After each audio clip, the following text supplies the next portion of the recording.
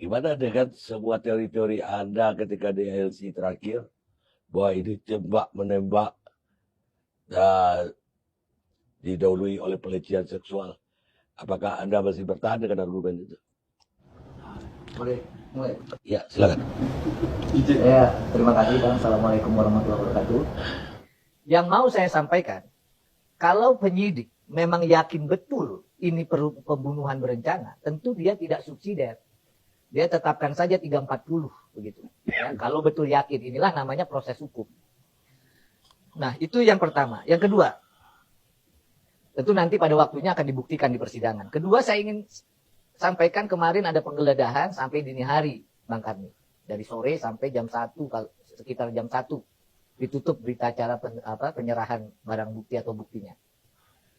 Jadi penggeledahan ini ada di STP 193, 4 halaman Bang Karni. Jadi banyak yang diambil pada kemarin ya. Tapi jangan tanya saya apa yang disita begitu. Karena untuk penyidik ini akan kepentingannya nanti pembuktian, dan untuk pembela nanti kepentingannya pembelaan.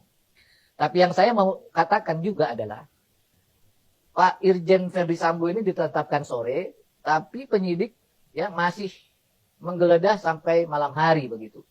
Ya. Jadi ada apa ini begitu ya. Nah, yang ketiga, atas nama klien saya, Bang Karni, Ibu PC, kami juga berterima kasih kepada penyidik yang telah memberikan hak hukum bagi Ibu PC bisa menjumpai suaminya Irjen Verdi Sambo di Makobrimob. Nah, jadi kembali ke pertanyaan sederhana aja ya, bahwa ini masih berproses dan saya harus percaya klien saya, nggak bisa begitu, bahwa beliau adalah korban dari kekerasan seksual, pelecehan ataupun pencabulan sampai terbukti nanti di persidangan ya sebaliknya, begitu Bang Karni. Baik, Anda boleh percaya, tapi tadi Anda bilang saya advokat. Ya memang advokat harus membela kepentingan hukum dari kliennya. Tapi ada moto dari advokat yang sangat kuat sekali. Fiat Justitia Ruat Colum. Katakanlah yang benar itu benar dan yang salah itu salah. Walaupun langit akan runtuh. Luar biasa itu.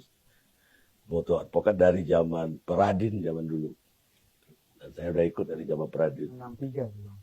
Ya. Dan kemudian ada tadi mengatakan bahwa ada penggeledahan sampai jam 1 pagi ya? Ya, dini hari. Ya saya kira kalau yang dia cari oleh penyidik belum ketemu, ya bisa sampai jam berapa aja itu. Sampai yang dia cari sebagai bukti itu ketemu. Dan yang kedua juga dia tetapkan sebagai tersangka, tapi masih digeledah. Ya beda dong, dia tetapkan sebagai tersangka karena dia udah yakin bahwa itu pelaku dari kejahatan. Dan kemudian penggeledahan kan mencari barang-barang bukti yang masih tersisa yang bisa diambil. Karena katanya banyak juga barang bukti yang hilang. Dan karena polis lainnya terlambat dari awal di tempat kejadian. Dan tapi apakah maksud saya tadi Anda masih yakin dengan cerita awal yang mengatakan bahwa itu ada pelecehan seksual dan kemudian ya ada teriakan dari kamar, berada turun dan kemudian ditembak duluan oleh Brigadir Yosua. Anda masih yakin dengan skenario itu? Ini mohon izin Bang Karni ya, ini bukan soal keyakinan ya, nggak ada soal keyakinan di sini. Yang ada adalah secara jiwa dan ormanya, kalau ada korban perempuan melapor, maka advokat atau masyarakat ya semestinya berpaling wajahnya itu mempercayai dulu laporan ini. Begitu normanya. Kenapa? Karena ini bukan hanya untuk klien saya aja ini norma, tetapi untuk semua perempuan nanti yang mengalami dan atau melaporkan perbuatan kekerasan, pencabulan atau ya ancaman seksual begitu.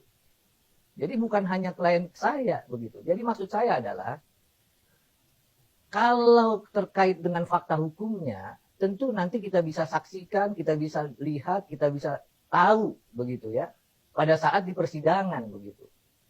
Nah, kalau memang terbukti sebaliknya ya, tentu tidak dapat ya dicegah fakta itu keluar muncul. Tapi yang saya mau bilang bahwa justru di persidangan itu bukan hanya dari tahun 60, tapi sebelumnya ya ada juga terdakwa yang dibebaskan begitu loh. Walaupun sudah didakwa berlapis subsidiar, tapi ada juga yang bebas, free spra. Bahkan dalam persidangan ada juga yang lepas begitu. Nah ini yang saya nggak mau dahului terkait dengan fakta hukumnya, terkait dengan peristiwa kebenarannya itu seperti apa. Ini yang nggak mau saya dahului, Bang Karni. Baik. Tapi dengan tuduhan ya, pembunuhan berencana, subsidiarnya tadi merampas nyawa orang lain. Dan pernyataan dari Kapolri sendiri kemarin bahwa tidak ada tembak-menembak, berarti juga menurut saya alasan tembak-menembak itu kan karena ada pelecehan. Berarti pelecehannya pun nggak ada ketika Kapolri bilang tidak ada tembak-menembak.